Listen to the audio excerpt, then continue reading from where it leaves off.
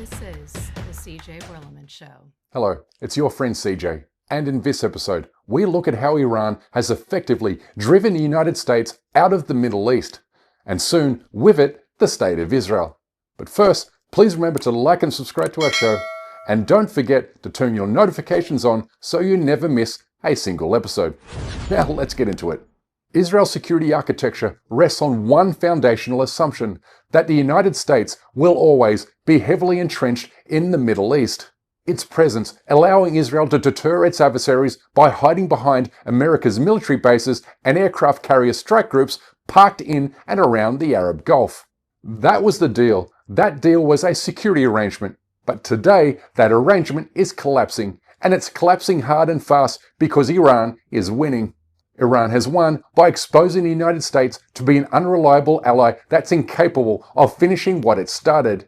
Even pro-Israel publications are now calling it what it is, with The Telegraph saying Trump's promise to wipe out the Iranian civilization marked the end of the American century, with Bloomberg claiming US dominance in the Middle East is basically over, as The Atlantic explains why Trump's only option to end the war is to surrender to Iran's demands. The gravity of this cannot be overstated, because this means that the United States, the self-declared indispensable nation, the so-called guarantor of regional security, the empire that planted its military boot across the region for decades, is being pushed out and driven away. Maybe not all at once, maybe not in a single dramatic withdrawal, but strategically and systematically nevertheless, inch by inch, base by base, and in one humiliating failure after another. Whatever happens next, whether we attack or we do not attack, whether we try to leave and say we were successful or not, I think we, Americans, are finished in the Middle East. And I think that's the greatest concern that Mr. Netanyahu has right now.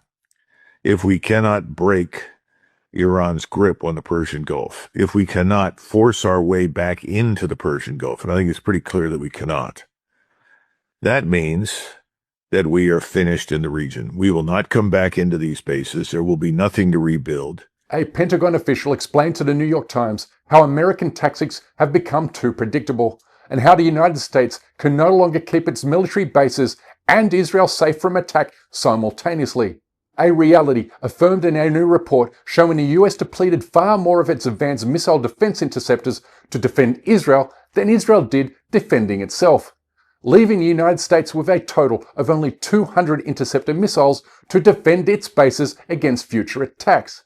It's for this reason that Iran rightly believes it can now successfully resist the United States and Israel by attacking energy infrastructure and military bases in neighboring Gulf states at will. A CNN investigation found evidence of unprecedented destruction.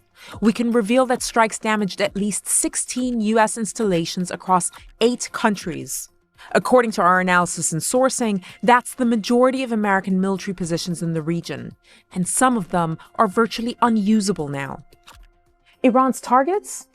Multi-million-dollar aircraft, like this, Boeing E-3 Century, which gave the US a huge amount of visibility over the Gulf. It's out of production, and in today's money, it's worth nearly $500 million. Also, critical communications equipment, and crucially, radar systems, highly sophisticated, expensive, difficult to replace, and central to air defense. One US source familiar with the damaged facilities told us that the scale of the hits was massive compared to what forces faced in Iraq and Afghanistan. According to the Pentagon, the US evacuated more than 90% of Americans from US positions. Every American base in the region is now within range. Every single one. That's not propaganda, that's a strategic reality that the Pentagon has now acknowledged, which means the entire post-9/11 military project in the Middle East amounts to a catastrophic generational failure. Iranian airstrikes have damaged or destroyed at least 228 structures across bases used by the United States military since the war began, hitting hangars, barracks, fuel depots, aircraft and key radar communications, and air defense equipment. These images prove that Iran can see, target and hit every US military site in the region at any moment of its choosing. Iran's visibility over its targets has never been clearer. In 2024, according to the Financial Times, Tehran secretly acquired a Chinese satellite known as the TEE-01B, a massive upgrade from its own satellites. That means that Tehran went from looking at images of this quality to this. This is the first time America has fought an adversary with satellites that capture high-res imagery almost as detailed as its own. As the scale of the damage comes into focus, many will wonder whether America's presence, once a protective shield in the Middle East, has turned into its Achilles heel.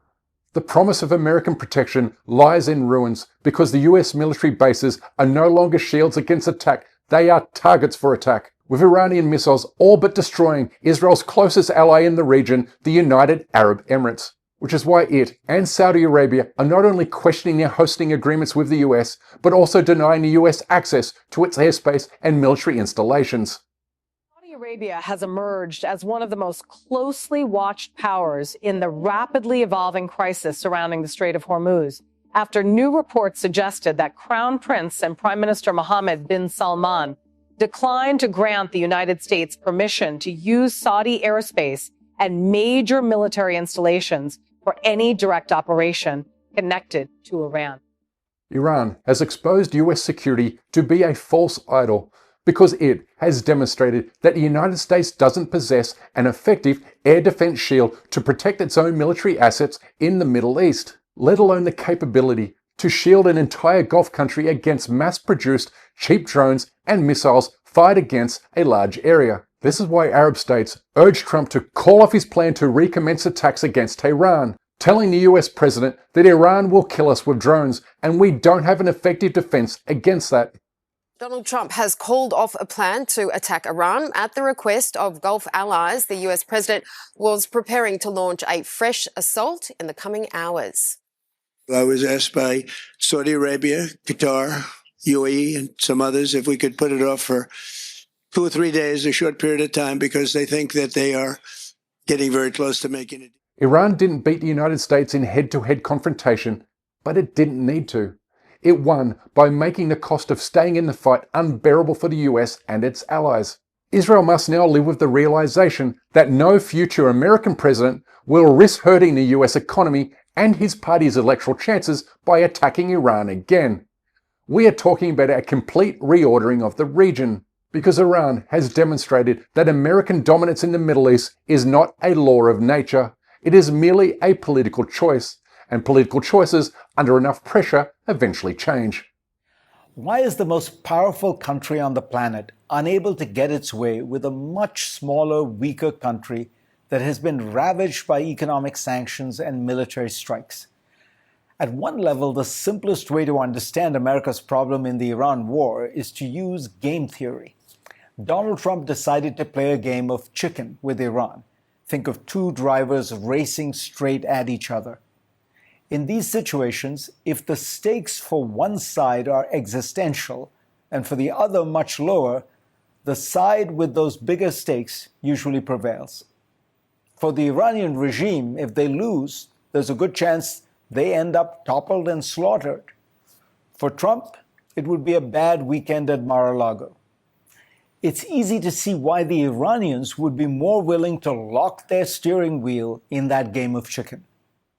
Trump is bored with the war he started and wants out, as his supporters and opposition urge him to disengage from the region and refocus US attention on the Asia-Pacific, where an ascendant China threatens the security and strategic interests of Japan, South Korea, Indonesia, and Malaysia.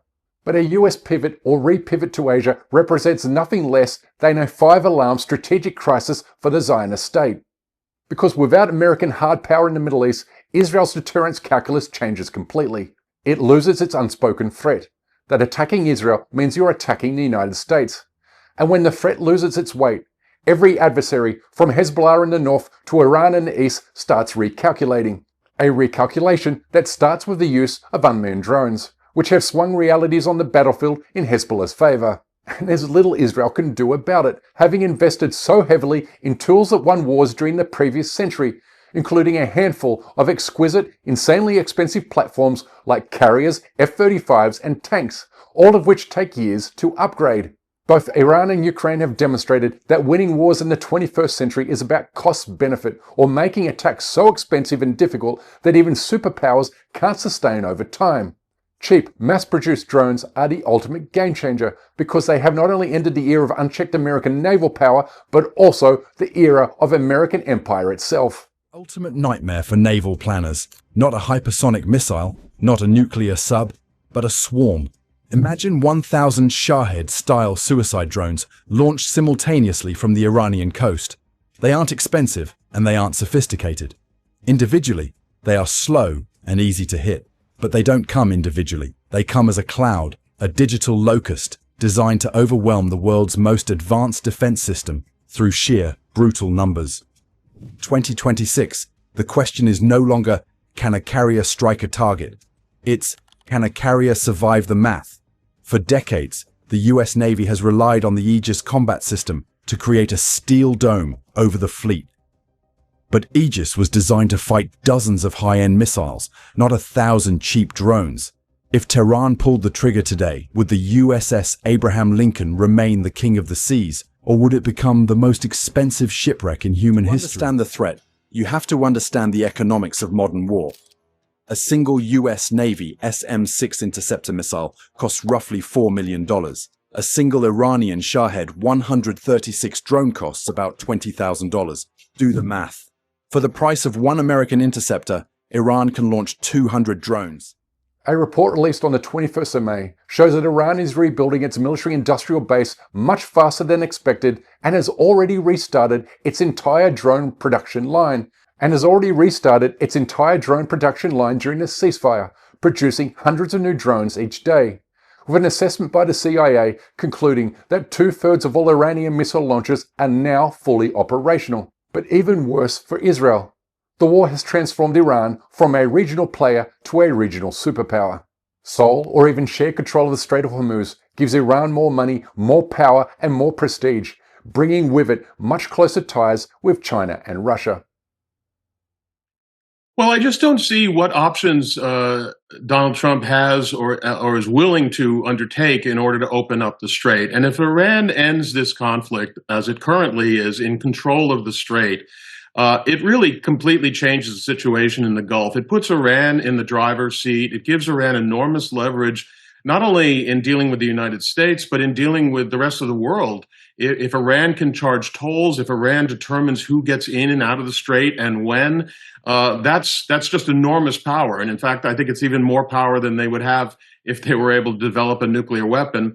And I don't see what option Trump has to solve this problem because, they bombed Iran very effectively for 37 days. They took out the entire leadership, and yet Iran has never made a concession, and the administration's never been able to do anything to open the strait. So I think the option that would be necessary would be a full-scale invasion of Iran if you really wanted to remove the regime and open the strait. I don't think Donald Trump or the American people want to do that. Israel will try desperately to drag the United States back through another manufactured crisis, through confrontation, through the belief that Washington simply can't afford to let Israel fail. That's been the Zionist strategy for decades. Create the emergency to force America's hand. If you take out Saddam's regime, I guarantee you that it will have enormous positive reverberations on the region. Stopped. Iran could produce a nuclear weapon in a very short time. It could be a year. It could be within a few months. They have the wherewithal, the stored up, preserved knowledge to make a bomb very quickly if they wanted to do it. Iran is so dangerous. Weeks away from having the fissile material for an entire arsenal of nuclear bombs. They're very close. They're 6 months away from being about 90% of having the enriched uranium for an atom bomb. Iran is gearing up to produce 25 bombs, atomic bombs a year, 250 bombs in a decade. Ladies and gentlemen, time is running out. Iran will be capable of producing alone, without importing anything, nuclear bombs within 3 to 5 years. If not stopped. Here's the problem with Israel's tired, old strategy of dragging the US into its illegal wars. It depends on an American political class that is willing to be dragged, and that political class is changing. The generational shift in opinion on Israel is not a talking point. It is a documented, measurable political reality in which a growing majority of elected lawmakers are punished more than they are rewarded by voters for supporting the Zionist occupation. The leverage that Israel once had in Washington is gone. So when people ask whether Israel is secure, is Israel safe in the long run? My answer is no. Not on its current trajectory. Not with a government that has systematically destroyed the two-state solution, alienated every potential regional partner, and bet everything on American military power that's no longer guaranteed. And no amount of lobbying, no amount of favourable op-eds in the New York Times, no amount of accusations of anti-Semitism directed at its critics, none of it changes the underlying geopolitical reality. America is retreating from the Middle East. The region is reorganizing in Iran's favor, and Israel has no plan B. Its days are numbered, and our mission is to reduce that number. But we need your help. Remembering that the Israeli lobby successfully pressured YouTube into demonetizing our channel 6 months ago. Therefore, we kindly ask that you please support our effort to expose and confront the Zionist lobby and other injustices in the Muslim world by becoming a member of our show at patreon.com/CJ Werleman. We can't produce, sustain and grow this show without your help, and we offer exclusive content and other benefits to those who do. So whether you're watching or listening, wherever you are, stay blessed.